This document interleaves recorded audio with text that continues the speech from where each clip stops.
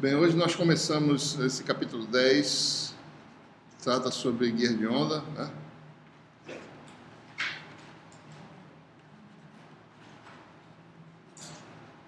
E para hoje especificamente nós temos o quê?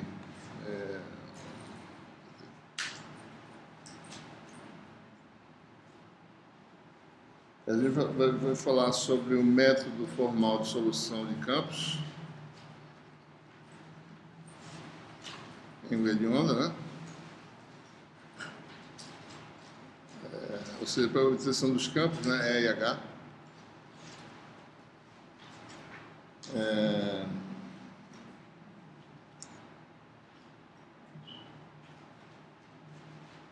Vai falar também sobre frequência de corte.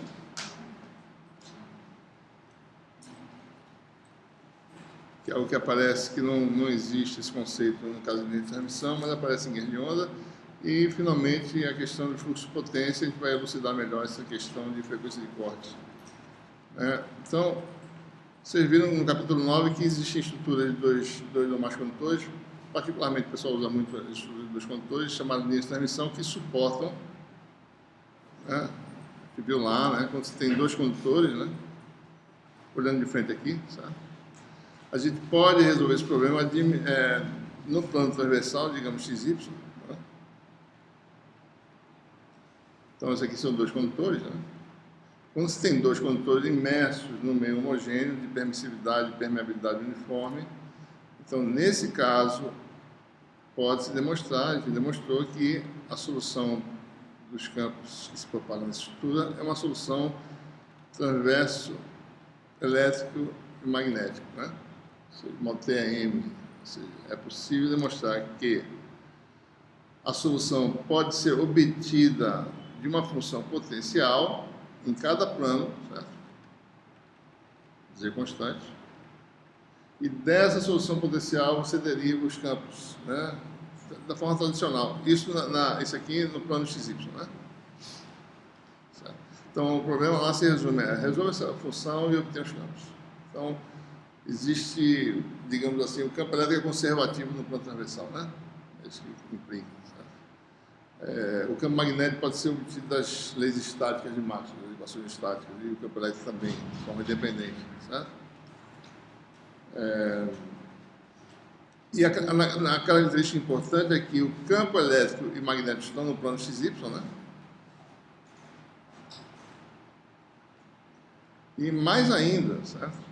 A constante de propagação, a constante de fase, que a gente chama, né? Beta, é dada por ômega raiz de μ epsilon. Vamos, por um momento, admitir que μ e epsilon sejam independentes da frequência.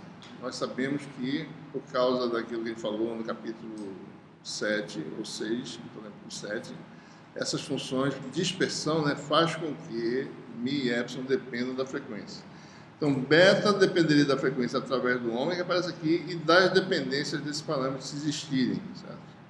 Em regiões de alta dispersão. Né? Mas, admitindo em regiões sem dispersão, ou seja, em que isso aqui não depende da frequência, que isso é o inverso da velocidade da luz, né? Certo? No meio, né? Então, beta seria linearmente relacionado a ômega. Essa é a característica principal de uma onda TAM, né? Constante de fase. É uma função linear de ômega, admitindo isso aqui independentemente de ômega, certo? Okay. Então, ou seja, esses campos se propagam com impedância de onda dada pela impedância tradicional, que vocês conhecem, né? Z igual a raiz de μ sobre epsilon. Né? E tem essa característica, beta é ômega raiz de μ. Se μ não depender da frequência, ou nas regiões que isso acontece, beta é linear com ômega. A relação de expressão é assim, certo? Se μ epsilon, vou dizer assim, μ epsilon igual a xi, né? Independe de ômega. Então, numa linha de transmissão, certo?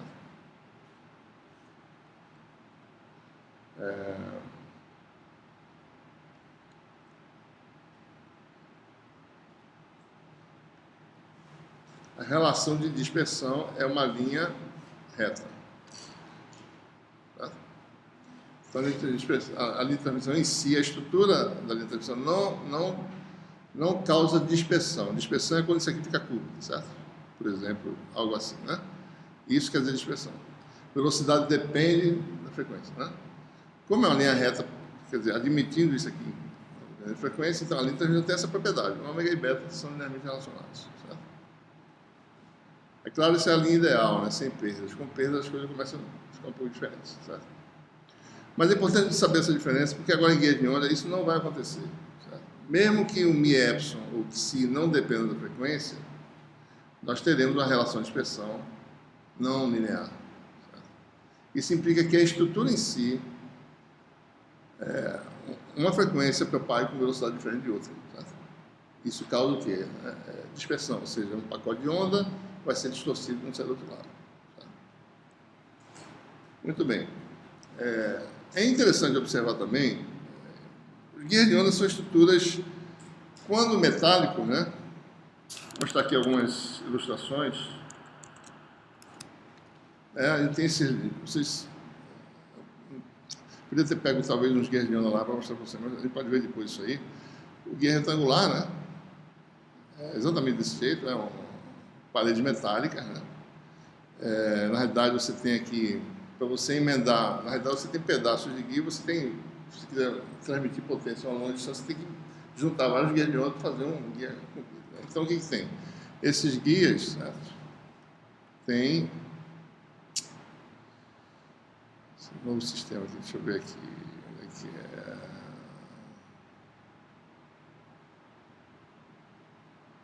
Momentos, será que é aqui? Peraí, só um minutinho, deixa eu só, a interface é nova aqui, preciso me lembrar. Redact, tá aqui.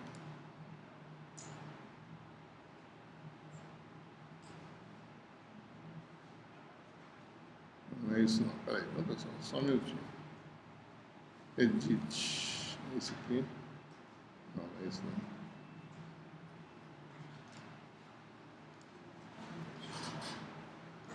Ai, meu Deus. Onde é que estão as ferramentas aí?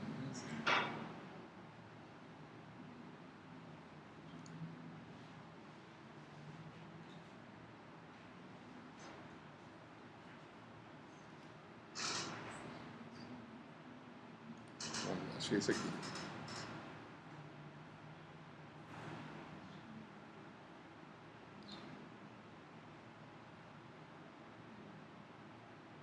Não é isso aí, não.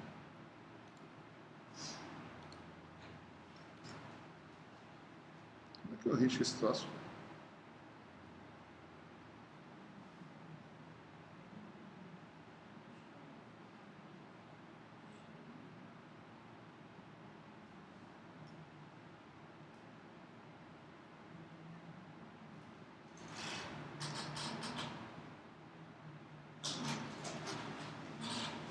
Ah, meu Deus, fizeram uma interface que é difícil achar aqui o negócio. O negócio que era tão fácil antes. Só achar aqui rapidinho. Sabe? Como é que eu risco esse troço?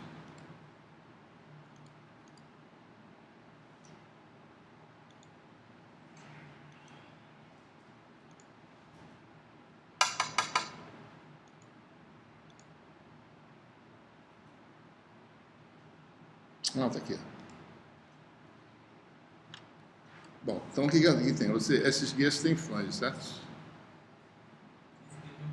Flanges, né? Um parafuso mesmo, um buraco, né? Você vem com dois guias, né? Você vem aqui com um guia, que é a flange, né? Vem com outro guia, né? Deve ser parafuso, certo? Parafuso, né? Então isso tem que ser fabricado com uma precisão muito boa, porque isso aqui está bem alinhado, né? Se você não alinhar direito, certo? Daí você começa a refletir, né? Por causa da reflexão. Então a fabricação tem que ser bem precisa, certo? Bom, você tem aí o guia retangular, né? Aqui, parede metálica. Tem o guia circular também, utilizado. Para que serve essa estrutura metálica? Para transporte de alta potência, né? Então, esses canais de televisão, às vezes, levam potência de alta potência lá para cima, usando guia de onda. Você não usa um cabo coaxial porque ele tem meio material e o meio material vai ter perda, eventualmente. Então, os guerreiros de ondas têm menos perda, né? Que geralmente são vazios, certo? E aguentam potência, né? Então, os guerreiros de ondas são usados muito para isso, né? E a gente vai ver também que as dimensões, né, determinam a frequência de operação. Né? Quanto maior a dimensão, maior o compêndio de onda de operação do guia, certo? Ou seja, menor a frequência. Né? Então, se você quer fazer altíssima frequência, a dimensão tem que começar a reduzir cada vez mais, para ele poder transportar essa faixa de frequência. Né? Então, existem guias em que a dimensão de altas frequências, perto de terahertz, para ondas milimétricas, certo? Ou fração de milímetro, que a dimensão tem que ser da ordem de milímetro ou menos. Né?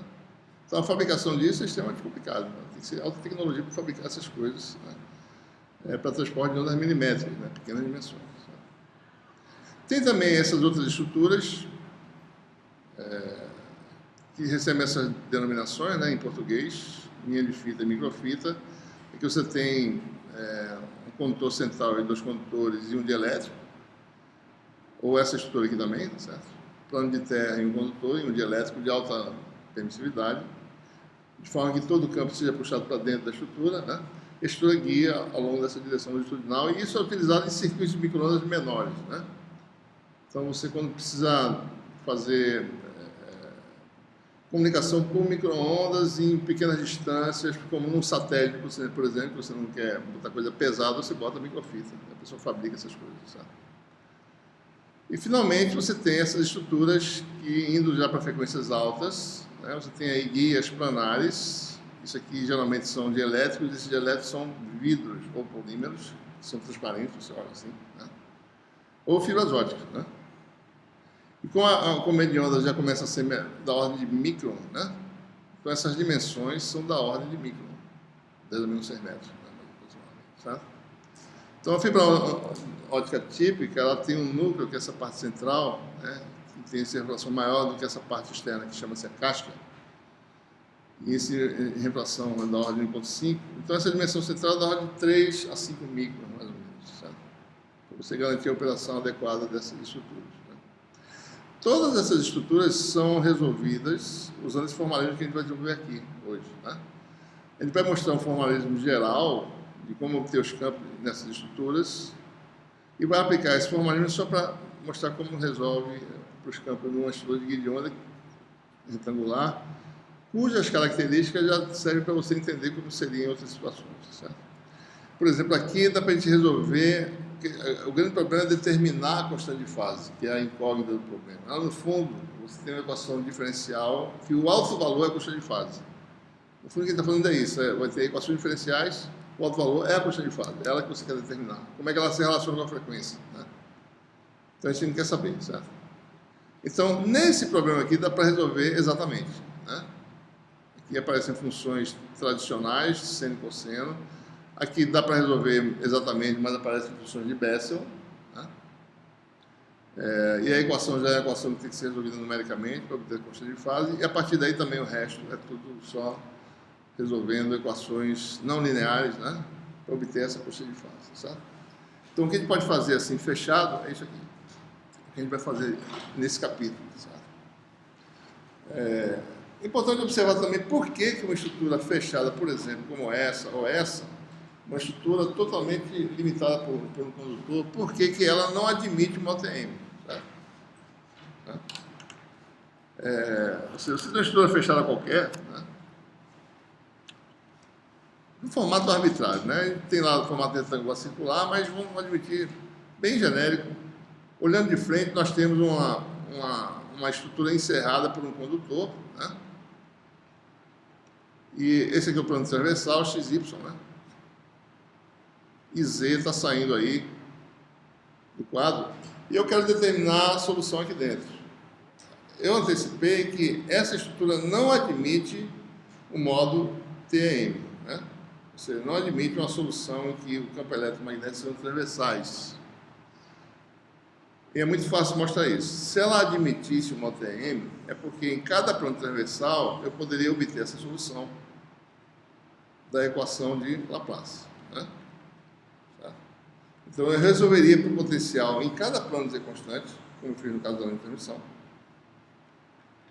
Resolver essa equação, e dessa solução eu teria E igual a menos gradiente de φ, tá? E determinaria o campo magnético. Tá? Usando também as equações válidas no regime estático. Né? Mas observe, resolver esse problema, essa equação aqui, num plano transversal, é admitir que nesse plano transversal o potencial na parede seja constante. Né? E nós sabemos que a solução da equação de Laplace numa região limitada por uma superfície de φ constante é qual? Só tem uma solução. φ igual a zero. Satisfaz a equação do contorno, satisfaz a equação diferencial, pelo teorema da unicidade, essa é a solução. Certo? Então, mas se eu tenho essa solução, quem é o campo elétrico? Zero. Então não admite moto N. Essa é uma das razões, né? Para mostrar que essas outras estruturas também não admitem, essa estrutura aqui, por exemplo, não admite, essa aqui também não. A razão é muito simples, certo? Mais ou menos simples, né? Veja. Então, a segunda característica, eu vou trazer a segunda característica do modo TM. O modo TM é aquele com a constante de fase é sempre linearmente relacionado com a frequência, a menos desse fator μ epsilon aqui, certo? Isso é uma característica do modo TM. Né? Uma estrutura de dois dielétricos com condutores, mesmo tendo dois condutores como aqui, eu podia falar assim, ó, bota aqui φ1, aqui φ2 e resolvo.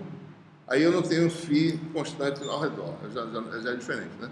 Mas observe, eu vou esquecer os condutores. A solução, olhando aqui de lado agora, olhando a estrutura de lado, você tem um dielétrico aqui embaixo, né? E um outro dielétrico que, por exemplo, pode ser a estrutura aberta, o ar aqui, ou então aqui embaixo, um meio de permissividade epsilon. Esqueça, por exemplo, a permeabilidade. Suponha que tem a permeabilidade epsilon aqui, é que seja vácuo, e lá no meio, né? Isso aqui é olhando de frente, isso aqui é a direção Z, tá? Ok? Ora, para casar a condição de contorno aqui nessa interface, certo?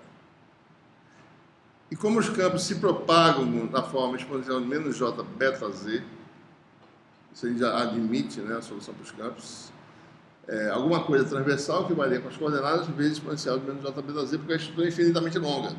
Então a gente tem uma solução senoidal da direção z, né, propagação da direção z, certo? Bom, mas quem é beta, certo? Se beta for para ser linearmente relacionado com ômega, né? E como o número de onda aqui é ômega raiz de μ0 epsilon 0, né? Que é o K0, e aqui o número de onda é ômega raiz de μ epsilon, certo? Que beta eu vou escolher? Esse ou esse? Porque eu tenho que ter a variação espacial nessa direção, do lado de cá tem que ser igual do lado de lá, para casar com a condição de contorno. Eu não posso usar nem esse valor aqui, de número de onda, nem esse. Porque lembre-se, a onda TM tem uma constante de fase exatamente igual a isso aqui, ou isso aqui, dependendo do meio, certo? Então, quem é que eu vou usar? Isso ou isso? Não é nenhuma das duas soluções. Então, não pode ser, a constante de fase não pode ser nada disso aqui. Não pode ser linearmente relacionado com o ômega. Ou seja, a constante de fase não é linearmente relacionada com o ômega, certo?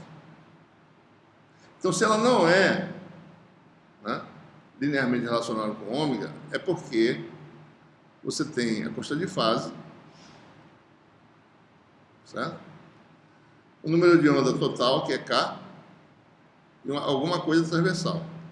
Certo? Né? Então, isso aqui é o resultante. K tem alguma componente transversal e a componente longitudinal. Certo? Esse é linearmente relacionado com o ômega, esse aqui não. Porque isso ao quadrado é isso ao quadrado menos o quadrado, certo? Então, quer dizer o seguinte, é como se você tivesse ondas se propagando inclinado, refletindo aí nessa interface. E quando você tem ondas planas inclinadas, é porque o campo faz assim. Está inclinado também, certo? Ele não está assim, ele está inclinado. Se ele está inclinado é porque ele não é TM. Né? Mais ou menos por aí, a gente vai ver já isso mais, vai demonstrar isso, né? Mas no fundo é isso, é o fato do beta não ser linearmente relacionado com o ômega E isso acontece quando tem essa relação aqui, ou seja, o vetor de onda associado aos modos, se você decompõe os modos de ondas planas, vai ter um beta que não é linear com onda, certo? Okay? Então essa é a razão. Então nenhuma dessas estruturas, rigorosamente, aceita modos TM. Só modos TE, TM, que a gente vai discutir mais, ou híbridos, ou outros tipos de modo. Certo?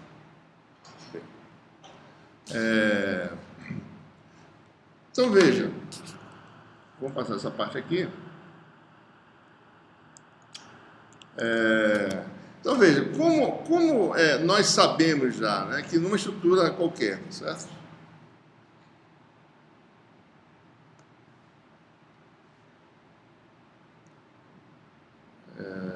Seja essa aqui, né, uma estrutura tipo essa aqui, tá? Seja, isso aqui é o guia metálico, seção transversal arbitrária, com meio homogêneo de preenchimentos. Isso aqui é uma estrutura, um guia dielétrico, certo? Com dois meios de inservações distintos. Né? Aqui você tem um campo totalmente confinado dentro dessa região. Ou seja, se essas paredes condutoras forem perfeitas, o campo potencial na parede é zero. Certo? Aqui é um pouquinho diferente. Né? Se eu olhar aqui de frente, certo? Uma estrutura metálica,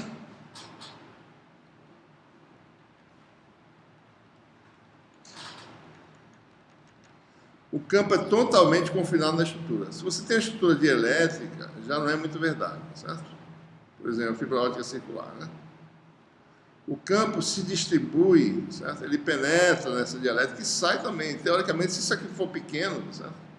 Se você pega, dependendo dessa espessura aqui, o campo pode ficar lá de fora também, certo? Mas ele fica guiado, ele fica confinado, ele não se propaga para cá, ele propaga para cá, certo? Então você tem uma distribuição mais ou menos gaussiana dos campos se propagando aqui dentro, certo? Se você tirar essa casca aqui, você vai ver lá de fora, olhando de frente, vai ver uma áurea, certo? Uma aura, né? Em torno da fibra, certo? Em torno do núcleo, né? Então o que o pessoal faz? O pessoal faz isso bem grande, de forma que lá na parede, o que quer que você mexa lá fora, tá certo? Não vai perturbar o campo, porque ele vai estar tão fraco, certo? Que praticamente não chega nessa parede, certo? Então, esse aqui é diferente, ela está totalmente confinada aqui. Aqui não, aqui ele penetra nessas regiões, certo? Você tem um evanescente, digamos assim, nessa região. Né? Mas para qualquer dessas estruturas, o método que ele vai desenvolver serve para resolver. Ou seja, os campos, certo? A gente vai fazer mais ou menos parecido com o capítulo 9. O campo elétrico vai ser decomposto em duas componentes, uma transversal e uma longitudinal. Né? Que é uma função das coordenadas transversais.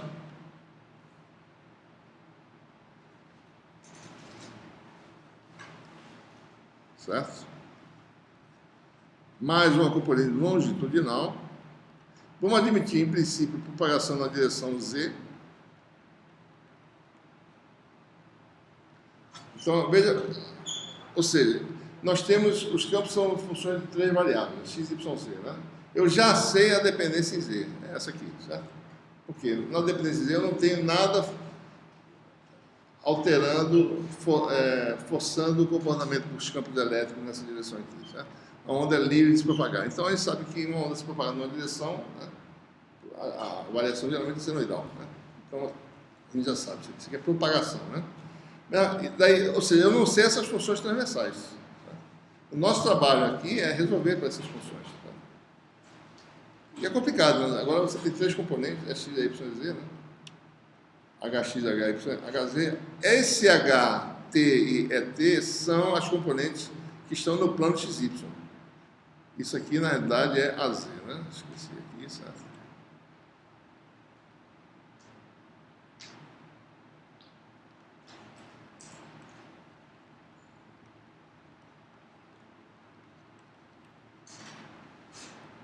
Ok? Então, o que a gente faz, né? A gente vai...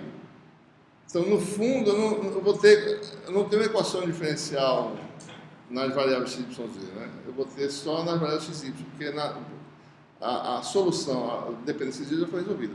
Então, ele vai decompor o nabla, né, como tendo uma componente transversal, mais aquela longitudinal, né? A longitudinal seria simplesmente a derivada parcial em relação a z, né? Isso aqui pode mudar dependendo do sistema de coordenadas, né? Em cartesianas, isso aqui é simples, né?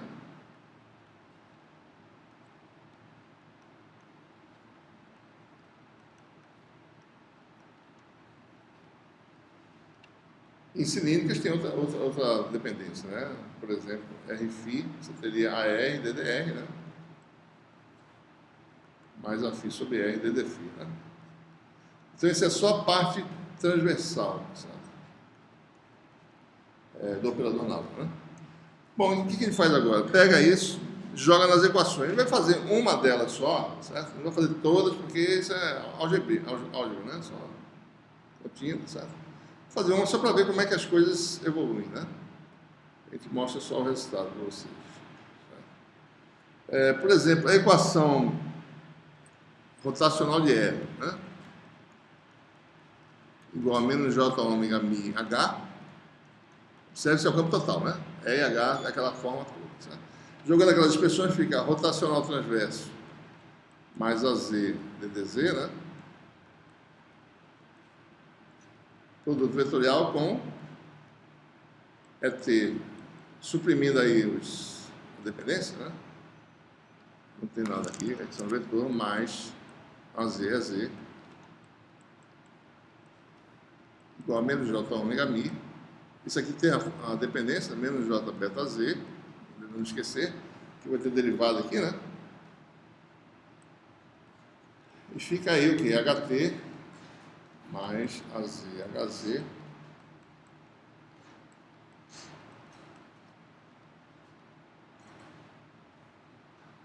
E aí a gente opera, né? Observe, por exemplo, né? O produto vetorial desses dois dá um vetor em que direção?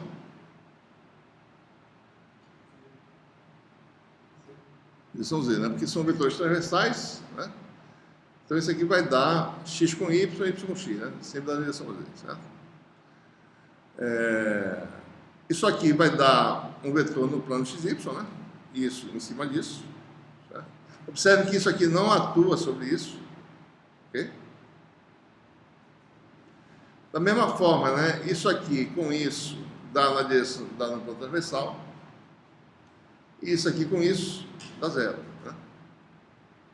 O que mais? Derivada em relação a Z é multiplicar por menos J beta. Certo?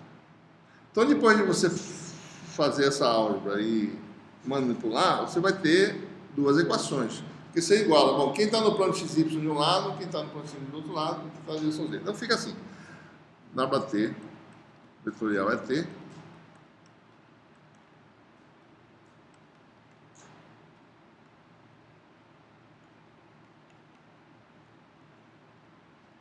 Uma equação e a outra fica essa equação maiorzinha, né? AZ vetorial gradiente, ó, aparece um gradiente aí, viu, pessoal? Porque aparece uma regra da cadeia aqui, né?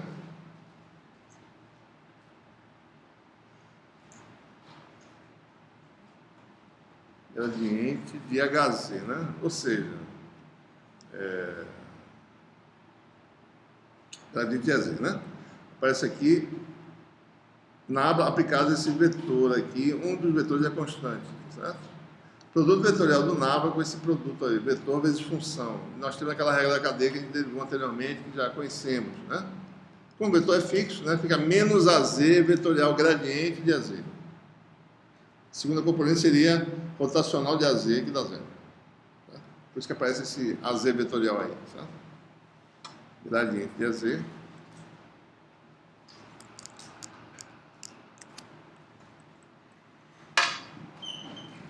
Mais J beta. Observem que a exponencial sumiu, né?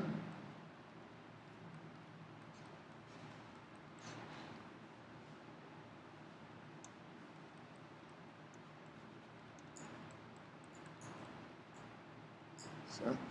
Bom, então você obtém essas equações desse tipo, né? Ou seja, você não tem mais exponencial dizer, certo? E você tem relações entre componentes e componente longitudinal e a mistura dessas coisas aí, certo?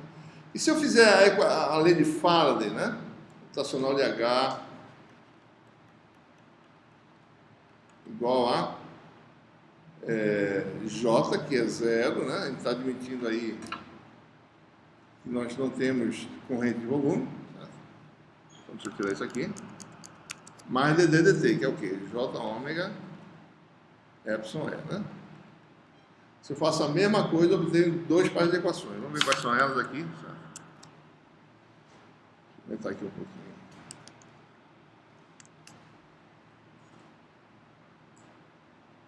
Então, nós ficamos com essas equações que acabou de mostrar, né?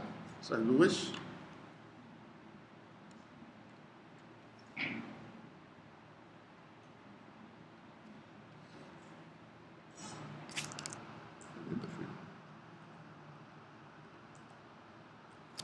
Essa foi o que a gente acabou de mostrar para você, né?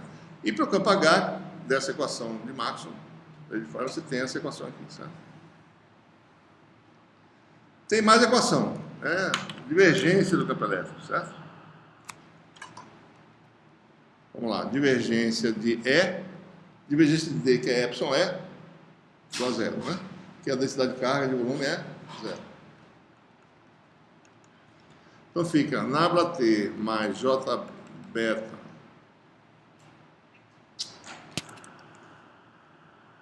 já vou fazer isso aqui, né? Certo? A Z. Porque a derivada em relação a Z é isso aqui, certo? É multiplicar por, aliás, menos J beta, né? Derivar em relação a Z é multiplicar por menos J beta, né? O que quer que tenha, certo? No fundo é isso, né? No fundo é isso aqui, certo? Vetorial, vetorial não, ponto, né? É T mais AZ igual a zero. Então você tem aí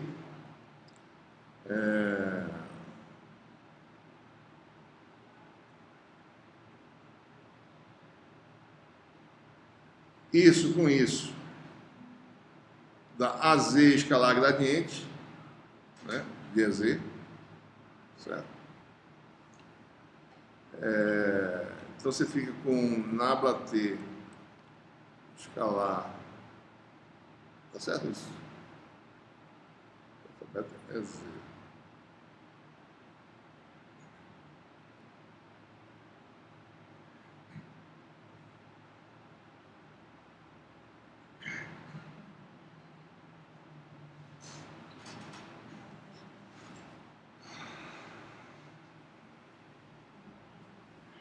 Isso aqui dá zero, né, pessoal? Só um detalhe, né? Esse vetor nabla T de EZ é um vetor transversal, todo escalar com AZ dá zero, né? Esse escalar com esse dá zero, então fica nabla T, produto escalar, com ET. Este com esse dá zero, esse com esse dá zero, fica menos J beta EZ igual a zero, ou seja, igual a J beta EZ, certo? Isso aqui é importante por quê? Né? Porque vai aparecer lá uma equação do tipo rotacional de ET. Ele tem a rotacional de ET, ele pode aplicar de novo para obter a equação diferencial de segunda ordem, e vai aparecer o quê? Gradiente do divergente de ET, que está aqui, certo? É menos laplaciano transverso, né? De ET, certo? E aqui você tem simplesmente, isso aqui dá isso, né? J beta é certo? Então aparece isso aí. Então é por isso que é importante essa relação. Vai ter uma relação parecida também para o divergente de HT, né? Então você obtém 2, 4, 5, 6 equações. Isso aqui vai dar semelhante, J beta HZ. Por que é importante? Pela mesma razão. Vou ter operações duplas assim, desse tipo, que vai aparecer o divergente. Certo? Então, ou seja, se você olhar para essa equação aqui, né, se eu fizer o procedimento que eu já fiz antes, né, Se eu aplicar o rotacional aqui, eu vou obter essa relação gradiente divergente, menos laplaciano, e aparece o rotacional de HZ, né? Certo? Aparece aqui. Né? E o rotacional disso aqui pode ser calculado, certo? Bom, e manipulando-se essas equações, se obtém, certo? Vocês, por exemplo, a equação de Helmholtz, né? É válida, né? Em geral, certo? Independente de qualquer coisa, né? Em que aparece o número de onda no meio, né? Que é o índice de refração no guia, vezes K0, certo? Deixa eu ver só uma coisa aqui, viu, pessoal? Porque eu tenho uma mudança de notação nesse capítulo aqui, quero saber se eu vou mudar ou não, se eu já corrigi isso. Deixa eu só parar aqui rapidinho para ver. Porque esse N vai começar a confundir com o índice inteiro, sabe? Deixa eu ver se ele está aqui. Então, pessoal, índice de refração agora, por enquanto eu não resolvo essa questão, ele vai chamar de eta, certo? Porque esse N aparece como um índice de um módulo que a gente vai ter na frente. Então, não confundir as coisas. N, que é o índice do meio, e o índice de refração, e o índice do módulo, ele vai chamar de eta por enquanto, até que eu resolva essa pendência no futuro, certo? Por enquanto é NG, mas ele vai mudar eventualmente quando chegar lá, tá? Por enquanto eu vou chamar de NG do guia, certo? Então, pessoal, essa equação é válida, tá? Ok? Se eu pego agora o nabla, uso a decomposição dele, né? O nabla 2 seria nabla t ao quadrado menos beta ao quadrado, certo? Essa parte é a parte complicada, mas essa parte é conhecida, certo? Que a DDZ seria D2DZ2, que dá menos J beta ao quadrado, que dá menos beta 2, né? Se eu jogo aqui nessa equação, eu fico com a seguinte equação, né? Para qualquer campo, certo? Nabla t ao quadrado menos beta 2, um campo F qualquer, igual a mais K2, né? F igual a 0, né? Qualquer que seja os campos, certo? Então isso aqui vai dar nabla t ao quadrado, F, mais K2, menos beta 2, F, igual a 0. E esse parâmetro aqui, isso é a constante de fase que eu não sei quem é. Isso é o número de onda no meio, que é N raiz de μ, certo? Aliás, ômega raiz de μ, né? Que é NK0, certo? Ou seja, K é N no guia, né? K0, e esse aqui é ômega sobre C, né? Ômega raiz de 0 Y0, certo? Isso aqui ele vai chamar desse parâmetro K sub C ao quadrado, que é um parâmetro dessa equação diferencial, né? Eu fico com nabla t ao quadrado de F mais Kc ao quadrado F igual a 0, certo? E esse parâmetro é o que adquire importância fundamental nesse capítulo, que é chamado número de onda do corte. Observe que determinado esse parâmetro, isso é um alto valor dessa equação diferencial, tá, pessoal? Essa equação vai ter que ser resolvida se tiver condição de contorno, né? São 3 equações que tem aí, certo? 3 componentes. Então, resolver, determinar isso aqui, no fundo, é determinar quem? Determinar a constante de fase. Porque esse número de onda, né, é obtido, né, da condição número de onda no meio menos beta ao quadrado. Se eu calculo Kc ao quadrado, eu calculo beta ao quadrado, eu tenho a relação de expressão. Eu tenho beta, certo? Que é a importância de saber como essa estrutura guia. Eu preciso saber quem é esse beta em função de ômega. Fundamental, certo?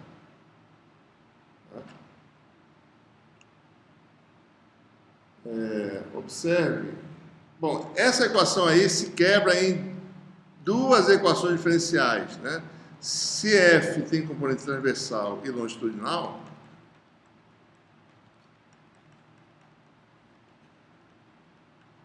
então tem duas equações. Uma para componente transversal e uma semelhante para longitudinal, certo?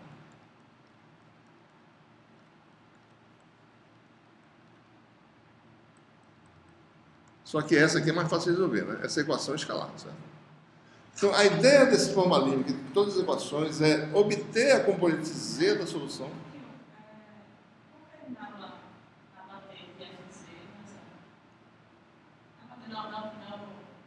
Não, Fz é a componente z que depende das coordenadas xy. O z é isso, é a componente z do campo, né? Mas todas as componentes dependem das variáveis xy. Então, nós temos equações desse tipo para E e para H, certo? Uma para ET, uma para EZ, uma para HT, uma para HZ. Certo? Ou seja,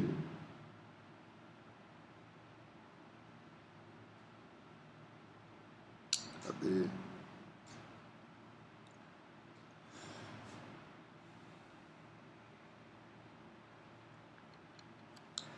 Tá certo? Então, por exemplo, a estratégia, né, é você resolver, certo? Como é que resolve o problema no guia de onda, né?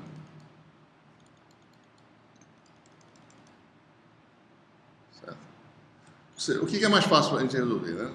A gente resolve sujeito às condições de contorno a equação da função escalar, que é a componente z, certo? Resolvendo isso, eu suponho que eu resolva a equação diferencial tanto para EZ, que é a equação desse tipo aqui,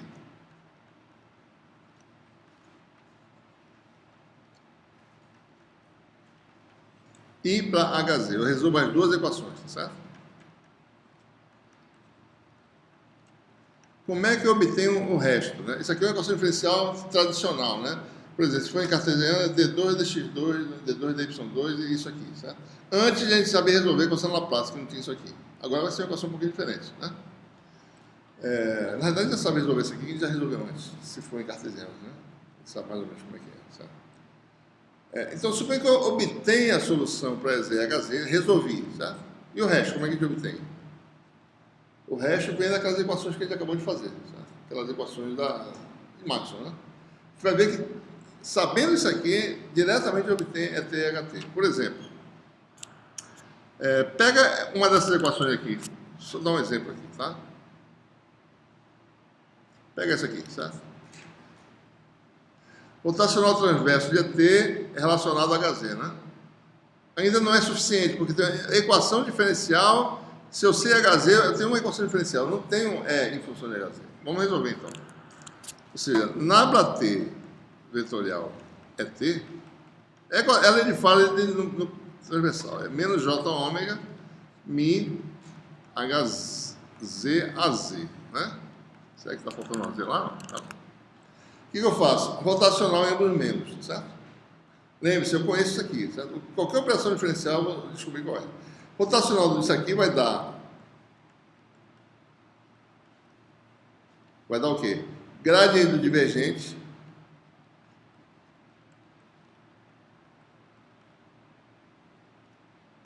T, né? Menos nabla T ao quadrado, né? É T. Igual a menos J ômega mi. Rotacional disso, né? Tá? Que dá menos AZ vetorial gradiente de HZ. Certo? Aquela regra da cadeia lá. Certo? O outro termo teria um rotacional de AZ que dá zero. Certo? Bom, isso aqui é quem? Eu acabei de calcular o divergente aqui em algum lugar, foi? Aqui, ó. Divergente de ET é uma função J beta é Z.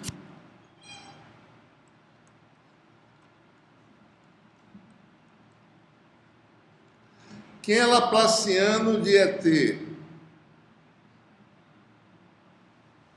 A gente acabou de fazer. Laplaciano de ET é quem?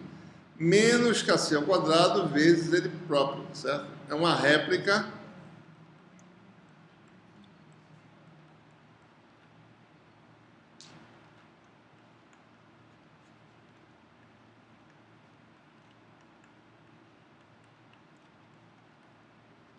Então, observe, né? Dado EZ, resolver a equação diferencial, e HZ, eu obtenho ET. Quem vai ser ET? Bom, ET manipula isso aí, certo? Vai dar isso aqui. Vai dar essa expressão aqui embaixo. Ou seja, a gente resolveu, né, para ET, certo? Obtido HZ e EZ, nós temos componente transversal de E. Aparecem vários parâmetros aqui, aparece o número de onda de corte ao quadrado, aparece a constante de fase, tá certo? Que teoricamente é obtida resolvendo esse problema original, né? E da mesma forma, manipulação semelhante permite obter a componente transversal HT. Então, esse é o método formal de solução no guia de onda, certo? Primeiro, o que a gente faz? Diga. Separar em duas partes transversa e ao peso. Você faz justamente para facilitar essas coisas. Para você poder ter uma metodologia simples de solução. Você primeiro resolve para longitudinais, resolve essa equação diferencial que é tradicional. Uma vez resolvida, resolveu.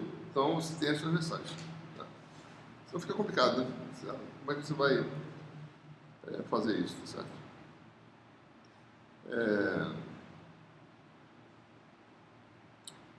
Bom, então tá aí um método, né? O que você faz? Resolve. O método é esse, né?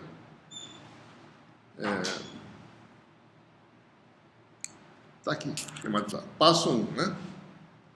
Obtenção dos campos longitudinais de como? Como você faz? Resolve essa equação diferencial, essas duas. São equações que você resolve independentemente. E aí você resolve o kc ao quadrado da próxima expressão. Observe, quando você resolve isso aqui, eu falo já sobre isso.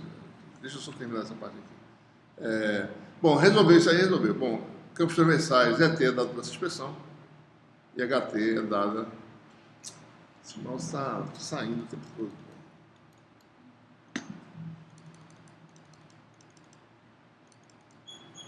E o HT é dado por essa expressão aqui, certo? Resolveu. Ou seja, formalmente está resolvido, né?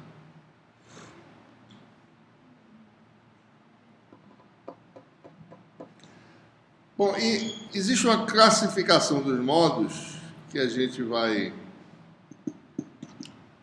falar a partir dessas expressões, que tradicionalmente é feita essa classificação. A gente vai ver que um tipo de modo se propaga e outro não, dependendo da faixa de frequências que você está injetando no guia de onda, certo? Então, você vai ter modos que tem campo elétrico, só campo elétrico transversal, o magnético tem longitudinal e vice-versa. Ou tem modos híbridos, que acontecem também em guia de onda. Você pode ter hoje vários modos se propagando, mas geralmente você quer propagar só um tipo de configuração de campo, certo? Uma distribuição bem conhecida. Porque para você captar essa radiação ou emitir essa radiação eficientemente no guia de onda, o seu campo tem que ter um perfil único, certo? Bem conhecido. Para você fazer uma anteninha, que esteja lá, por exemplo, no máximo do campo elétrico, né? Então esse modo tem que ser um modo que tem um máximo do campo elétrico em cima da antena, no meio, certo? Se você botar vários modos, para um modo o máximo está aqui, para outro está aqui em outro lugar. Então como é que você faz, né? Garantir que um modo só se propaga, certo? Então essa é a ideia, né? Então nós temos aí uma classificação de modo interessante, né?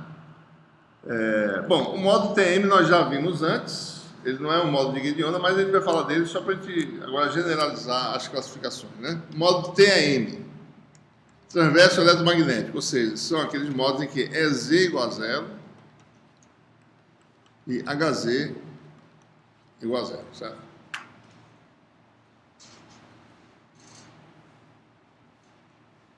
né? Então, o modo TM é totalmente transverso. Certo?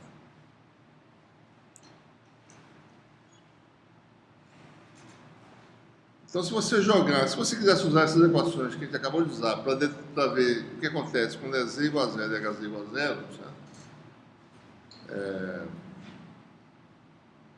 o que acontece, né?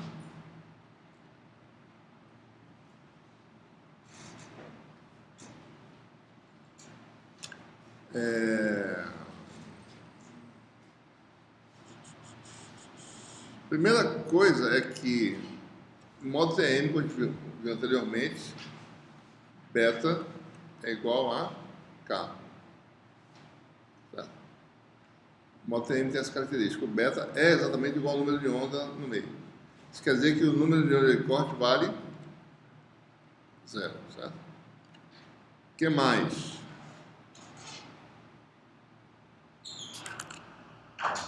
Se você olhar para as equações, se HZ é igual a 0 e EZ é igual a 0, então você tem 0, 0, 0, 0 sobre 0. Isso aqui está indefinido, né? Certo? Não dá para determinar pelas expressões, certo?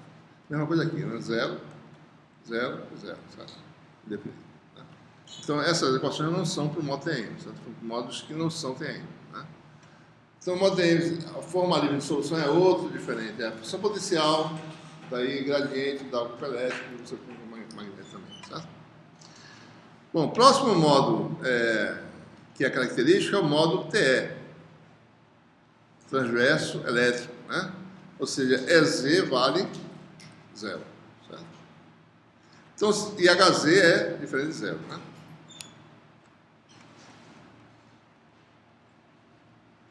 Então, o modo TE é esse modo aí.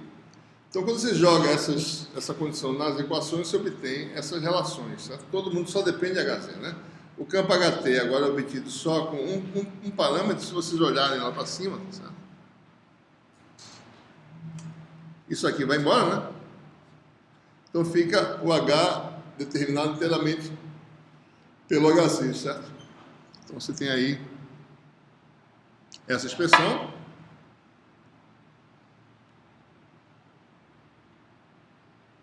Observe, né, pessoal, a dimensão aqui, né? A dimensão de HT é igual à dimensão de HZ, porque isso aqui é 1 sobre comprimentos, isso aqui é 1 sobre comprimentos, que é a dimensão do número de onda, né? Isso aqui é a dimensão do número de onda ao quadrado, sobre quadrado cancela, né? Então fica a mesma dimensão. Né? O campo é transversal, né? Pode ser obtido das relações anteriores, mas vamos mexer um pouquinho só para vocês verem o tipo de álgebra que a gente faz. O ET vai dar aqui o quê, né? Oi. Geometricamente, como é que eu poderia ter um campo que uma distribuição que HZ fosse diferente de 0 e AZ fosse igual a 0? Porque para mim, se eu colocasse um componente Z no H, eu consideraria um componente Z que é. Basta aqui, por exemplo, tá, suponha que você tem um guion aqui, né? Suponha que eu diga para vocês que a propagação do guia é como se fosse uma das planas refletindo para cima e para baixo, né? Um tipo de onda plana é esse aqui, ó. Só para vocês verem aqui, tá certo? H faz isso. E tá entrando, né? Eita. Tá aqui, isso aqui é Z, tá? Isso aqui é Y, isso aqui é X, né?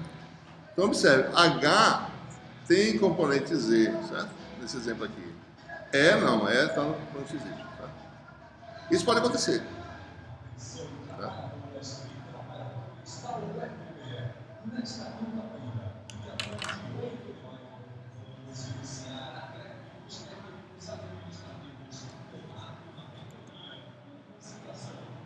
Certo? Então nós temos,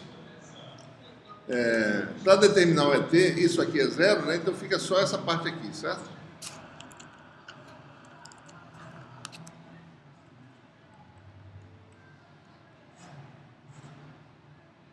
Vamos fazer essa continha só para ver mais ou menos como é que chega desse resultado aqui. Vai dar, deixa eu reproduzir aqui para a gente fazer J sobre K sub C ao quadrado. Daí a gente começa a usar as relações entre número de onda, né? Ômega mi AZ vetorial gradiente de HZ, né?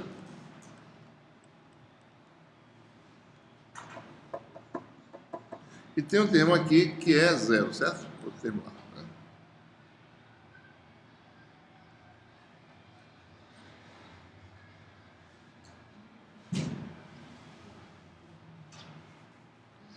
A segunda relação que tem é o campo transversal, tá? Observe, eu já determinei o HT que dá menos J sobre KC ao quadrado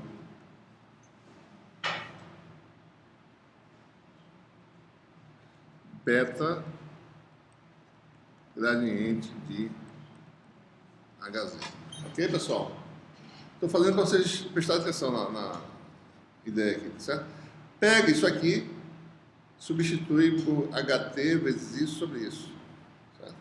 E joga aqui. Ou seja, eu já obtive HT, daí eu determinei T em função de HT, certo? Não preciso calcular gradiente de HT, né? Quando você fizer isso, fica isso aqui mais ou menos, né?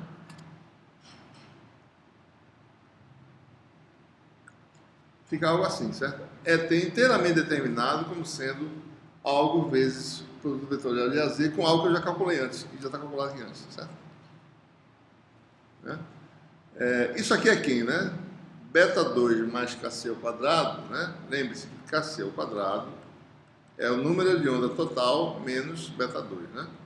Então, beta 2 mais KC ao quadrado é K ao quadrado. Isso aqui vai dar K ao quadrado. Então, isso aqui vai dar o que exatamente, né? Vai dar, só para a gente fazer isso aqui, vai dar 1 sobre ômega epsilon, K2, que é ômega 2 mi epsilon, sobre beta. Certo?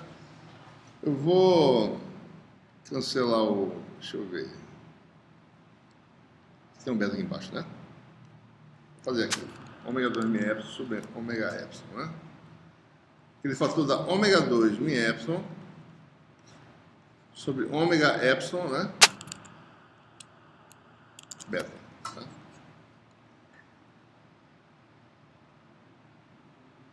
Eu vou botar assim, ômega vezes ômega raiz de mi epsilon, certo? Aí fica um outro raiz de mi epsilon aqui. Vai ficar ômega epsilon beta, tá? Cancela isso aqui. Fica um desse aqui vai dar K, né? Vou botar o K de novo. Esse aqui vai dar raiz de mi epsilon sobre epsilon dá raiz de mi sobre epsilon, tá certo? Isso com Y. Isso aqui dá K sobre beta. Isso aqui é quem? Impedância de onda do meio. Então dá K sobre beta Z. Certo? Ou seja, essa coisa todinha vai dar ET igual a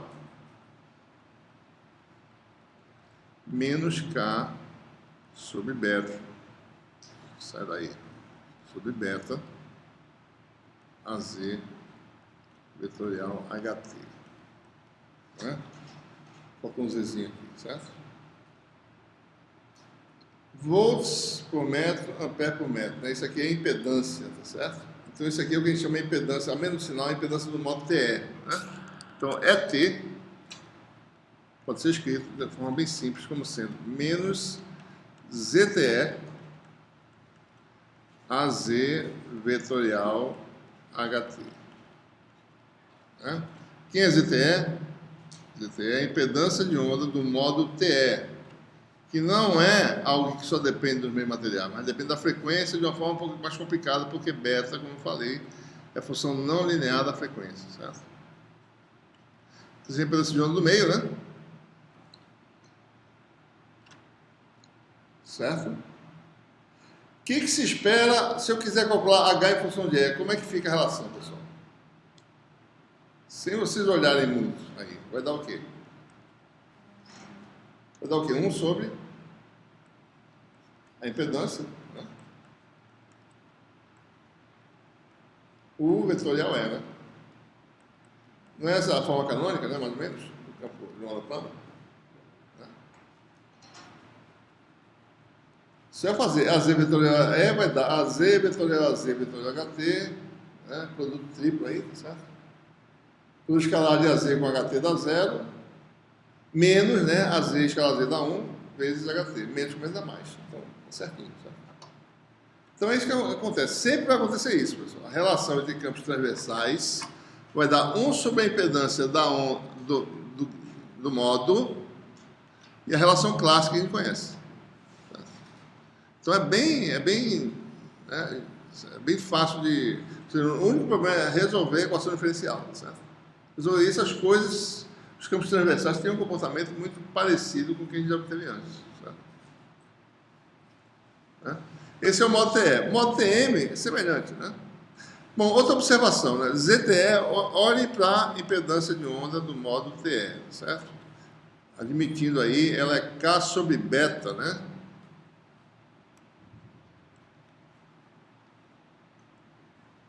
Vezes C, certo?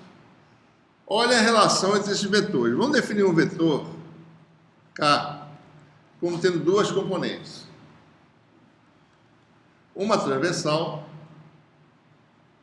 cujo componente é KC, vezes um vetorzinho unitário transversal, certo? Mais beta AZ. Né? Qual a relação que eu obtenho aqui? K2 igual a KC ao quadrado mais beta 2, que é a relação que nós temos, né? Que eu acabei de definir, KC ao quadrado é igual a diferença, né?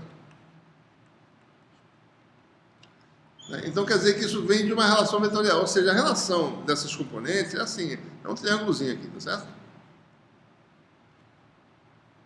Isso realmente tem significado físico, sabe? É como se a onda estivesse andando inclinado para cima ou para baixo, tá certo? A gente vai ver depois. A curva transversal é KC, a longitudinal é beta e a resultante é K, certo?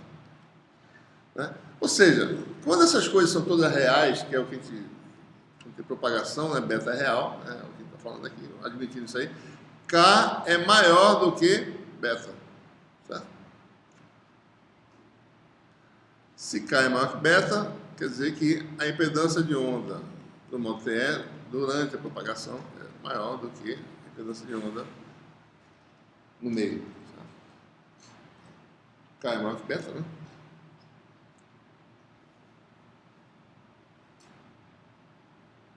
Certo? Então não esqueçam disso, né? Para saber qual é a relação. É beta sobre K, K sobre beta. Lembrar que no TE é maior do que, a impedância é maior do que. Se todos os casos que vocês sabem forem reais. Se não for, daí isso não tem essa comparação de significado, certo? Por exemplo, se beta fosse imaginário puro, né? Certo? Então você teria K ao quadrado menor do que beta. Certo? Ele é beta menos alguma coisa. Se tivesse, certo?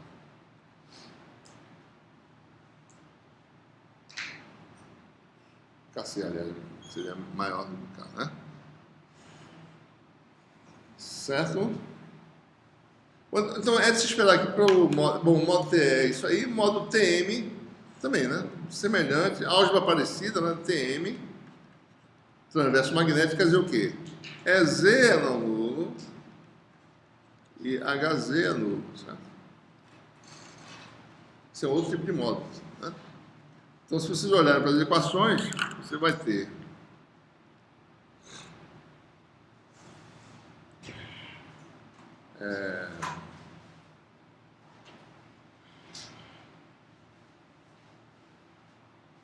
deixa eu só, antes de continuar, né? Assinar, tá, viu? Pelo menos, você não perdeu tempo à toa, né? Pelo menos assina. Pode assinar, não tem problema nenhum. Agora, eu recomendo fortemente, não percam tempo, pessoal, vocês estão perdendo tempo. Ficar em sala de aula sem com sono.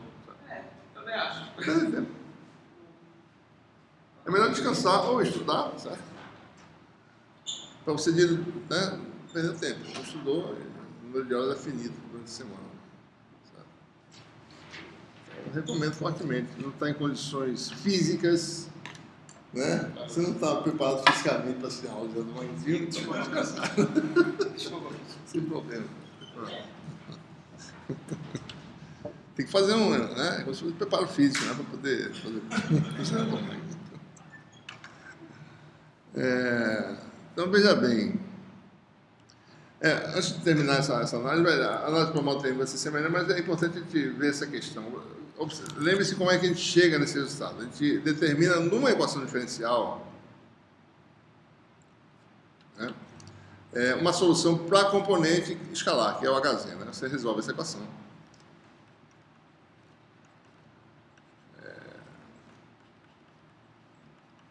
E dela você obtém as componentes transversais, certo? Né? Então, observe. Isso aqui a gente obtém, por exemplo, a solução na direção z. A solução seria, por exemplo, os campos seriam E, né,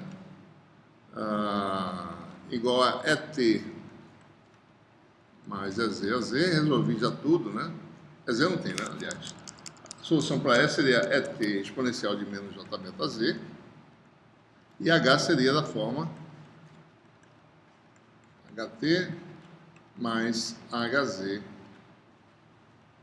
AZ, né? Certo? Essa seria a solução do Monteiro. Né? Como é que eu faria para obter a solução no sentido mais Z? Certo? Eu posso estipular que eu não vou mudar o sinal de ET, certo? Tá? Porque, veja, se mudar sinal, isso aí não tem importância, porque eu boto na amplitude do sinal lá. Eu estou falando assim, dessa solução, que vai ser funções, né? Se eu quiser achar a solução que se propõe no sentido oposto, como é que eu faço a mudança de sinal, certo? Eu posso, por exemplo, dizer que HZ muda de sinal, por exemplo. Porque se a solução HZ é a solução da equação, menos HZ também é, certo? Eu posso também não mudar o sinal de HZ e mudar o sinal de outras coisas. É convenção você manter o sinal de ET, certo? Manter ele inalterado. De forma que a propagação no sentido menos Z seria também ET, certo? Mas o que eu devo fazer com os outros sinais para isso dar certo? Então, a gente tem que olhar para as equações, ver como é que eu faço, certo? Né, nessas mudanças aqui. Se eu fizer beta e menos beta, né, e eu quero manter ET sem mudar de sinal, o que eu faço, certo? Então, a gente tem que olhar para as equações originais que estão aqui, né? Cadê o ET? Está aqui, certo? ZTE tem o beta aqui associado, tá? Se eu mudo o sinal de beta, ET muda de sinal, certo? Então, o que eu faço para manter ET sem mudar de sinal? Mudo o sinal do HT, é claro, mas deve ter uma expressão anterior, certo? Deixa eu ver aqui. Está aqui, né? Eu tenho que mudar o sinal de HT, certo? Pronto. Vamos olhar para cá, certo? Para mim não mudar o sinal de ET, como a beta muda de sinal, HT tem que mudar de sinal também, certo? Então, veja, propagação menos Z. Né? Se eu fizer beta e menos beta, eu quero manter ET inalterado. Para isso, eu tenho que mudar o sinal de HT.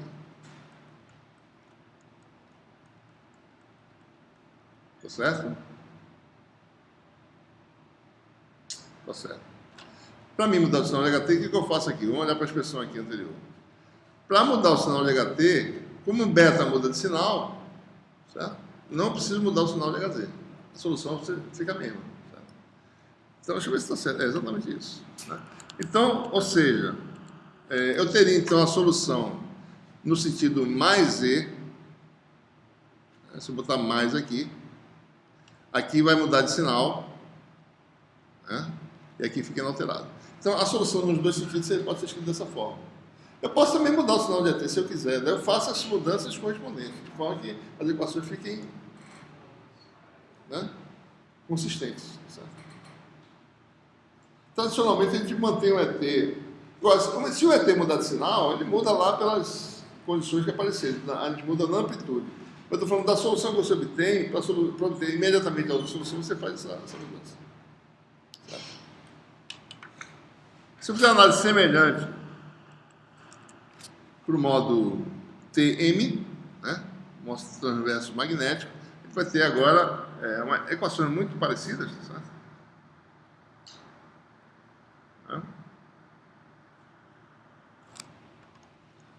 Então, modo TM, transverso magnético, HZ agora é zero e AZ é diferente de zero. Né? Então, como a gente vai anular a HZ nas equações, aparece aqui, ó. Determina se é Z da equação diferencial, na Helmholtz transversal lá, né? Obteve é Z, diretamente obtém é T, e manipula-se a outra equação lá de forma que você pode mostrar que vai dar uma expressão muito semelhante, né? HT é 1 sobre a impedância de onda do modo TM, AZ vetorial é T, de novo, mesma coisa, certo? Idêntico. Quem é a impedância de onda do modo TM, agora é diferente. Lá era K sobre beta, aqui é beta sobre K, essa é a diferença. Ou seja, ZTM agora é o quê? Menor do que Z. Né? Medindo todos os reais, certo? Mesma coisa aqui a questão da mudança de sinal. Se a gente olhar as equações, outra observação, né? Z é a média geométrica das duas impedâncias. Né? Se eu fizer a reversão de sinal para manter o meu ET constante, eu faria o quê? Eu trocaria o sinal de EZ. Isso vem das equações, tá? Observe aqui. Para manter ET inalterado, como o beta muda de sinal, tem que mudar o sinal de EZ aqui, certo? A propagação do sentido menos Z. Né? Então, ET fica inalterado, EZ muda de sinal, certo? Se ET fica inalterado, como o beta muda de sinal aqui, ó, HT muda de sinal também, certo? Então, a solução completa seria desse tipo aqui, ó. Mais uma vez, certo? Isso aqui é a solução completa, a propagação de dois sentidos. Né? Isso é uma forma. Eu posso fazer outra forma desde que eu faça consistentemente, certo?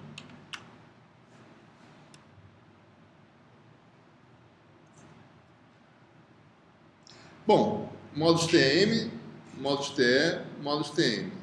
E modos que têm as duas componentes, Z e HZ, né? Esses são os chamados modos híbridos, né? Que ele não vai tratar, né? Mas eu adianto para vocês que tem ambos diferentes de zero, né? Oi? Como vai ser? Uma parte é analítica, né? Mas no final, para determinar o alto valor, que no fundo é o beta, você tem uma equação transcendental, uma equação não linear, né? Você tem que resolver numericamente. Né? Então, esses modos híbridos eles aparecem aonde? Né? Nas fibras ópticas. Sabe? Fibras ópticas têm modos híbridos, né? Tem os dois componentes. Sabe? Pode ter coexistindo as duas componentes. Né? Você pode ter modos com EZ diferente de zero, HZ diferente de zero, num guia de onda também, tradicional. Você pode ter modos TE e TM se propagando simultaneamente. Certo? Né? Mas eles têm uma propriedade importante que a gente vai ver depois, que a potência total pode ser decomposta como a soma das potências dos modos. Isso é uma parte importante. Certo? Então é como se eles fossem independentes. Né? Então a potência que o modo leva, certo? A potência é a soma das potências. Não é a combinação, não se mistura nada, um não mistura com o outro. Eles vão independentes. Por isso chama modo, né? Modo porque eles são independentes, modos ortogonais, aqueles conceitos que a gente já conhece. Então vamos ver mais agora o que é, antes de resolver qualquer problema. Os conceitos são bem simples, né? Frequência de corte, né? Potência que se propaga. Certo? Deixa eu só voltar aqui à questão. Observe como é que se resolve o problema de um guia de onda, né? É uma equação diferencial da forma Nabaté ao quadrado F mais Kc ao quadrado F igual a zero. Essa função F é um campo, certo? E o que, por exemplo, você tem um guia metálico, o que eu tenho que fazer com esse campo? Ele tem que ter E tangencial igual a zero, certo? Né? H normal tem que ser zero. Tem essas propriedades, certo? E quando eu faço isso, o que aparece? Ou seja, quando eu faço essas condições, que nem eu fiz lá no caso quando a gente fez lá no caso da equação de Laplace, né? Faz com que o potencial seja zero aqui e aqui tem uma variação, um valor qualquer, certo? Então, aparece lá aquele fator de escala dentro das senoides hiperbólicas ou senoides periódicas, aparece a geometria, certo? Apenas. Né? O que aparece, que determina o alto valor do problema, é a geometria da estrutura. Então, Kc, certo? mais uma vez, né? Esquecendo a questão da dispersão material. Ou seja, o material não, as propriedades não variam com a frequência. Isso aqui só depende da geometria. Ou seja, é um parâmetro constante, não varia com a frequência. Certo? O que quer dizer isso? Vamos olhar novamente para a relação entre os Ks. K2 igual a Kc ao quadrado mais beta 2. Suponha que eu tenha calculado o Kc resolvendo a equação diferencial. Ou seja, eu obtive a dependência com os parâmetros geométricos da estrutura, certo? Então eu venho aqui, jogo aqui e determino beta, porque K eu conheço. Então quem é beta? Beta é raiz quadrada K2 menos beta menos Kc ao quadrado. Né? Só observando, isso aqui não depende da frequência, isso aqui é uma função quadrática da frequência. Certo? É?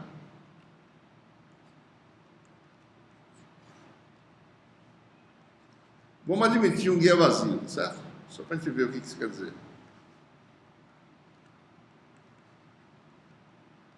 Beta é um som não linear da frequência.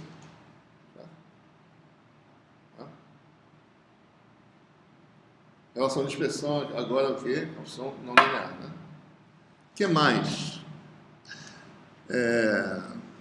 Isso aqui é um valor, tá certo? É possível que eu aumente a frequência e isso aqui seja maior do que isso aqui.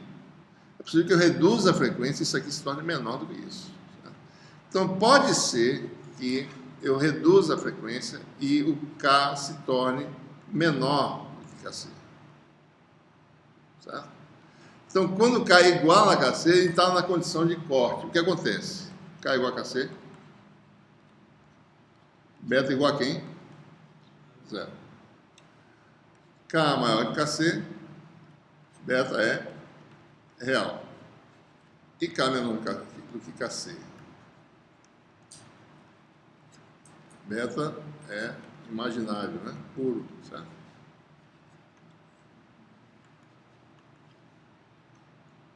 O que acontece quando beta é imaginário puro?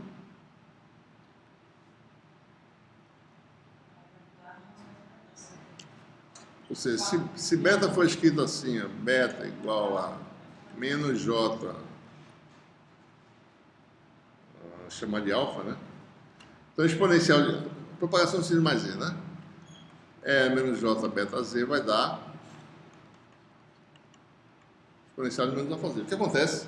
Se você injetar num guia de onda, certo?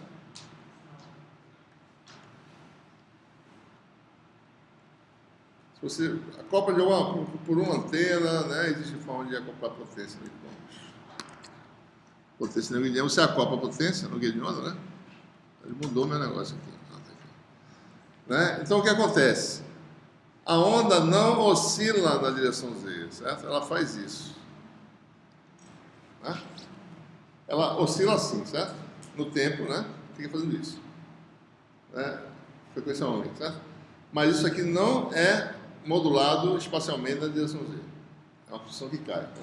A energia fica confinada a uma região da ordem de 1 sobre alfa, dentro do guia de onda. Não há propagação. Certo? Mas aí para fazer o quê? Porque o K, a frequência foi tal que K, por alguma razão, ficou menor do que Kc. Então, o número, ou seja, ômega ficou menor do que um determinado valor de ômega c, né? O beta ficou puramente imaginário, então, ou seja, não há propagação. Né? Como é que ficou essa relação aí?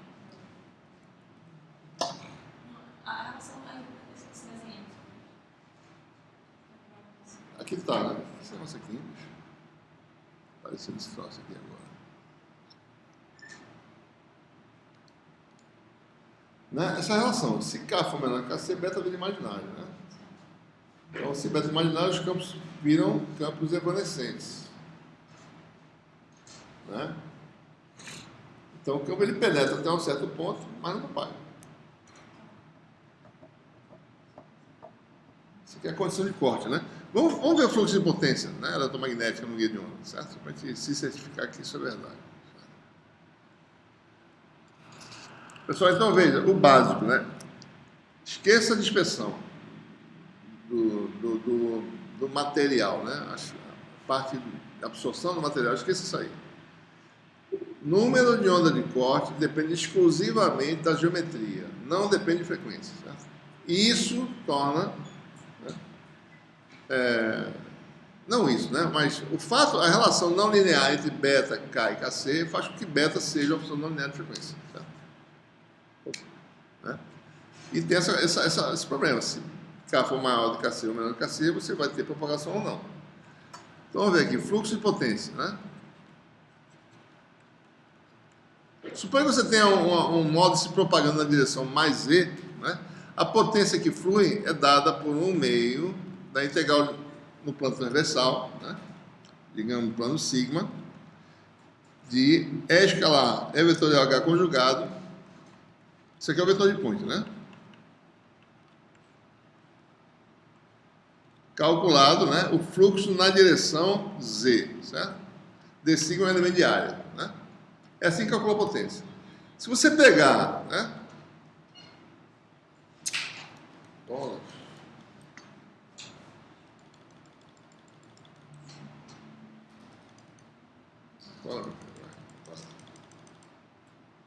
Se você pegar e decompor, né? Observem que as componentes longitudinais não contribuem para esse fluxo de potência, né? Se eu pegar a componente longitudinal como vetorial qualquer coisa, dá algo no plano transversal. Por escalar com a Z dá zero, certo? E vice-versa. Então, basta botar aqui as componentes transversais, né? Então, isso aqui fica E vetorial H conjugado. Observe esse é o campo total, né? Vai ser equivalentemente, só precisa de quem? ET exponencial de menos J beta Z vetorial HT conjugado exponencial de J conjugado disso, né, pessoal? Beta conjugado, que pode ser imaginário, né? Z, certo? Né? E HT, a gente sabe, né? Por sua vez, HT é dado por quem, né? 1 sobre a impedância de onda do modo. Como é que eu chamei aqui?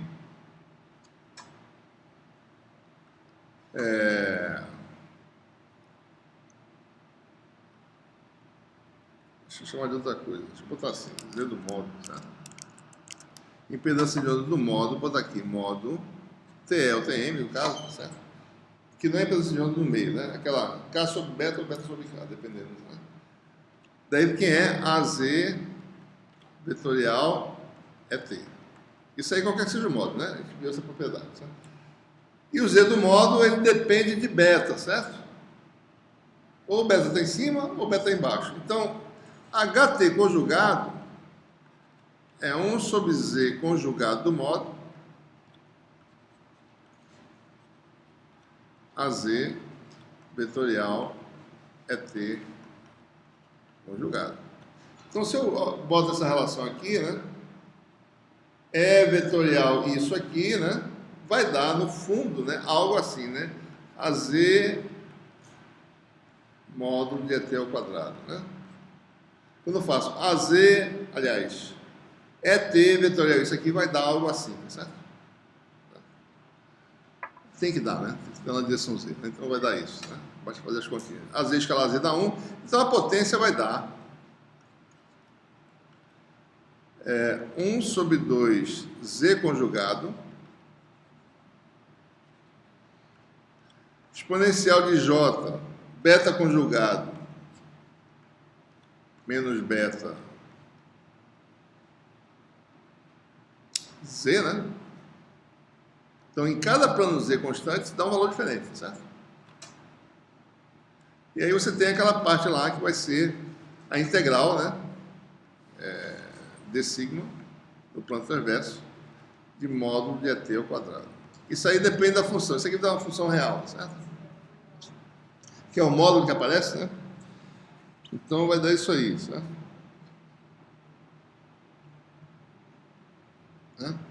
Essa é a potência, certo? A potência ativa é a parte real disso aí. Isso é a potência como um todo, né? Potência ativa. Isso aqui é real, né? Então vai ser a parte real disso aqui, vai ser... Como é que ficou aqui? É real, né? Disso aqui, exponencial de J, beta conjugado, menos beta Z, sobre 2Z conjugado, né?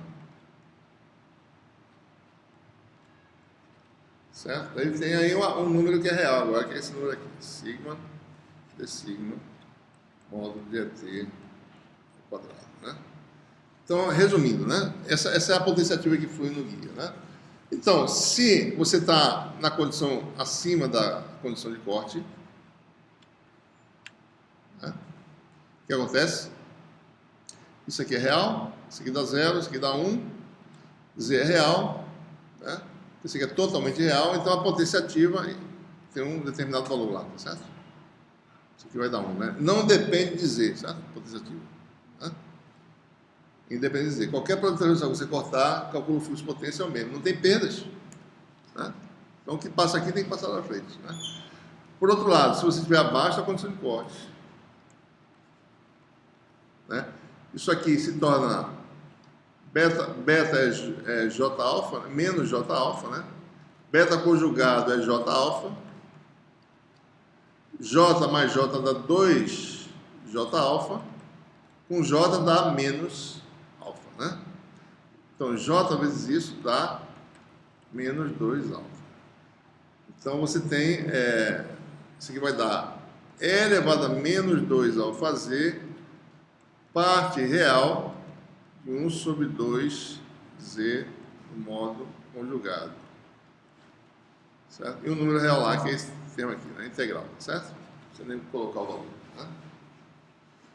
Qual é a parte real disso aqui? Olha, Z do módulo, vamos colocar, por exemplo, ZTE, né? ZTE é maior ou menor do que a impedância de onda no meio? Que eu acabei de falar. Alguém lembra? Maior. Então é porque K fica em cima, certo? Né? Se beta for puramente imaginário, fica K sobre menos J alfa. Certo? Z conjugado seria K sobre J alfa, né? Que é menos J, K sobre... Aí falta um Zzinho aqui, tá certo? Alfa é real, né? Certo? Qual é a parte real desse número aqui? 0. Potência ativa é 0. Não tem fluxo de potência, certo? Tem penetração de campo, mas não tem potência ativa fluindo. Então o que acontece? No guia de onda, como eu falei agora há pouco, né? Você fica com a parte da potência aqui, né? Você tem aí energia reativa, né? Mas não tem fluxo, certo? E a energia que o GT? Hã? A energia que o GT, ela vai pra onde? Ela volta, devolvida, reflete. O curto-circuito não reflete tudo, o circuito aberto também reflete tudo. Certo? Então ela é refletida. Então ela é que não é reparador. Você enche de água e tem um buraco lá embaixo, né? Daí fica uma parte armazenada e uma parte volta. Você quando entra na rádio AM no túnel, né? Até um certo ponto dá para ouvir um pouquinho, porque você está nessa região aqui. Passou, você já não tem mais. Você tem energia reativa, né? Você tem o campo oscilando lá, dá para ouvir na antena. Passou, se for muito comprido, você não ouve mais. Como se fosse um guia, né? De novo. Frequência de corte, você tem que ver a dimensão dele para ter uma ideia qual o comprimento de onda máximo, né?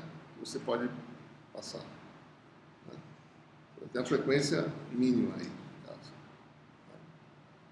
Certo? Então são conceitos que a gente está obtendo aqui sem resolver os campos de si, são conceitos gerais. Né? Só para completar um pouco aqui mais, certo? Vamos olhar um pouquinho mais para a dispersão, tá?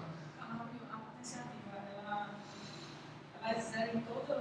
Ela vai um ponto e... Não, ela é zero em todo canto. A potência ativa, que é a parte real da densidade da potência, né? Dá zero. tem potência imaginária, que é a parte reativa, certo? Fica só... Isso é a função exponencial menos 2 alfa z. Mas ela corresponde a... Isso aí eu estou falando aí, não é a potência ativa aquilo ali, a potência ativa é 0, certo? Estou falando ali a função potência, a densidade de energia. Você tem energia elétrica e magnética armazenada naquela região que cai aos poucos, certo? Com exponencial menos 2 alfa z. Todo mundo cai com essa exponencial, certo? Então o campo elétrico existe, vai caindo, certo? O campo magnético vai caindo, né? A energia cai porque é o quadrado, certo? Mas não existe fluxo. Não existe coisa passando, viajando, nada viaja, né? Certo? Só para completar aqui, olhando novamente essa relação que é importantíssima, né? Beta 2 igual a, ou melhor, né? Igual a K2 menos KC ao quadrado, né? É exatamente isso, certo? Essa é a relação, né? Isso aqui é um parâmetro que depende de geometria, né? Isso aqui é ômega sobre a velocidade. Vamos dizer que você tem um guia não preciso, só para a gente ver mais ou menos o que acontece. Ômega 2 sobre C2 menos KC ao quadrado, né? Então, se você olhar aqui, certo? Isso aqui vai dar, só para vocês terem uma ideia, né?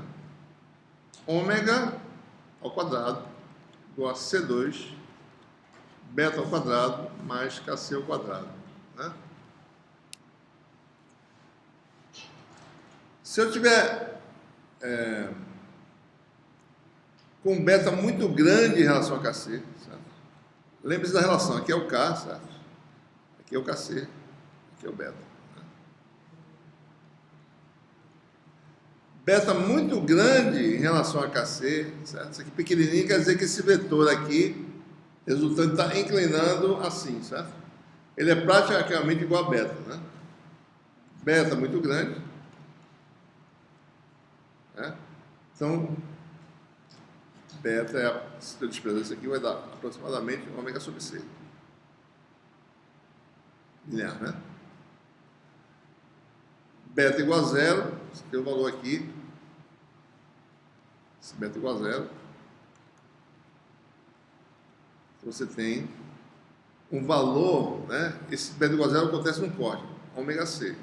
A frequência de corte seria, se eu souber isso aqui, né? KC vezes C. Então eu consigo determinar a frequência de corte usando. Se eu sei esse padrão de KC, eu determino a frequência de corte. Ou seja, para ômega menor que ômega C, corte. Para ômega maior que ômega C, você tem propagação. Certo? E como é que é a relação de dispersão? É a relação entre ômega e beta. Certo? Né? Isso aqui é uma função desse tipo aqui.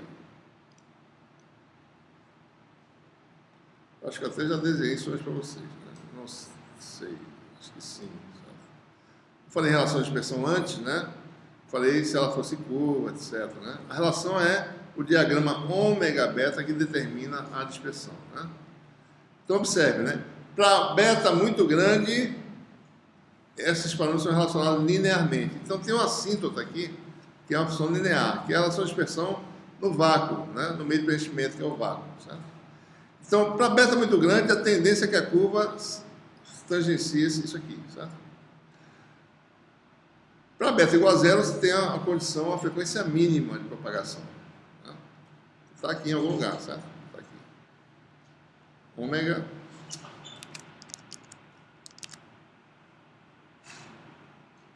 Você tem a frequência mínima. Né? Beta igual a 0 ocorre, ômega igual a ômega C. Então, aqui, como é que é a relação entre ômega e beta? É uma função não linear que faz isso, né? Sintoticamente, ela tende a... Aí no finalzinho aqui, deixa eu só... Ela tende assintoticamente a isso aqui, né? Certo? Velocidade de fase. Viu, pessoal? Presta atenção aqui, viu? Ômega sobre beta. Velocidade de grupo. De ômega de beta, certo? Isso aqui é a tangente, certo? Isso aqui é a velocidade da luz, a tangente desse ângulo. Velocidade de fase é a tangente desse ângulo. É maior do que a velocidade da luz, certo? E a de grupo é menor. Velocidade de grupo aqui é quanto? Se você olhar direitinho, a derivada dessa função dá zero, exatamente de ômega igual a ômega c. Então, velocidade de grupo é quanto? É zero. Velocidade de fase é infinita, certo? Né? Por exemplo, se chegar aqui, né? A velocidade de fase aqui é muito grande, né? Começa a ficar infinita, certo? Né?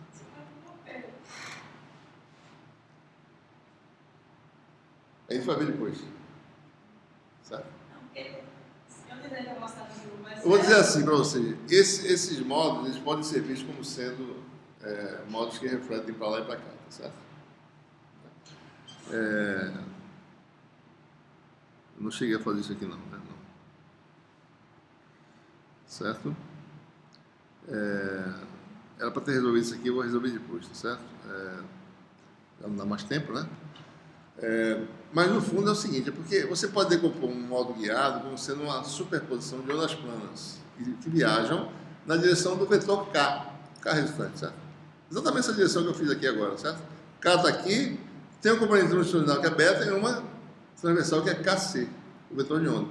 E a onda plana viaja assim. Se você for calcular, você mostra exatamente que é um campo. Para módulos TM, o campo H está aqui e o campo E está assim. Para módulos TE, aliás, desculpe, para módulos TE, você teria isso aqui, H tem um componente longitudinal. Para módulos TM é o contrário. E tem um componente longitudinal, certo? E o H está saindo do quadro aqui, no caso. Tá? Isso aqui é o K, certo? Para a frequência muito alta, eu acabei de falar, né? K, KC e beta, certo? Frequência muito alta, beta se torna muito maior que KC, ou seja, beta se torna próximo de K. Quer dizer que essa onda, ela começa a se propagar muito na direção do guia mesmo, certo? Né? E para beta pequeno, certo? Né? É porque essa onda está se propagando mais ou menos assim, né? Fazendo isso, está ricocheteando, certo? E quando o beta é zero, ela está fazendo isso. É o corte. Não passa, certo? Não vai. Faz isso. E essa velocidade de fase ser infinita? A velocidade de fase é a velocidade nessa direção aqui, certo? Mas ela ser infinita, mesmo quando ela é infinita, Para você acompanhar essa fase, você teria que se movimentar a uma velocidade infinita. Você tem que fazer um processo limite, né? É claro que eu não vou fazer. Vou fazer um pouquinho diferente de zero para ele poder entender, certo? a velocidade de fase ela é medida no sentido. Observe aqui, a onda plana, essa aqui é a fase da onda plana, certo? Mas a gente está falando do guia de onda, a propagação é para cá, certo? A velocidade de fase é essa velocidade desse observador que vê a fase constante para cá. Né? Então, para ele chegar, a onda plana, aqui é a velocidade é C, certo? Nessa direção. Ele tem que ir para ver a mesma fase uma velocidade maior do que C, porque ele tem que ir mais longe para ver a mesma fase. Então ele viaja mais rápido. Para ver a fase constante aqui, certo? Ele tem que ir mais rápido, porque ele vai nessa direção aqui, ele não vai nessa direção. A velocidade de fase é da fase, da constante de fase da onda guiada, certo? Não é da onda plana, da onda plana é C mesmo. Aí vai inclinando, daí esse cara vai ficar cada vez mais rápido para poder acompanhar. Daí chega um ponto que tem que ir no infinito, então, velocidade infinita. Daí, no caso, a velocidade de fase ainda no sentido. No sentido da constante de fase. Tem a ver com a constante de fase do guia de onda, que é o beta, não é o K. Certo? Se fosse o K, daria a velocidade da luz normal, tradicional que a gente conhece. Vamos parar por aqui, pessoal. Faço esse exemplozinho aí, né? Deixo para vocês como exercício, certo? Ok? Esse modo TE em guia de placas paralelas sem preenchimento é resolver a equação diferencial em uma variável, né? E ver como é que fica a propriedade. Na próxima aula a gente só sumaria o resultado, né, desse exemplo, certo? Ok? Então ficamos aqui.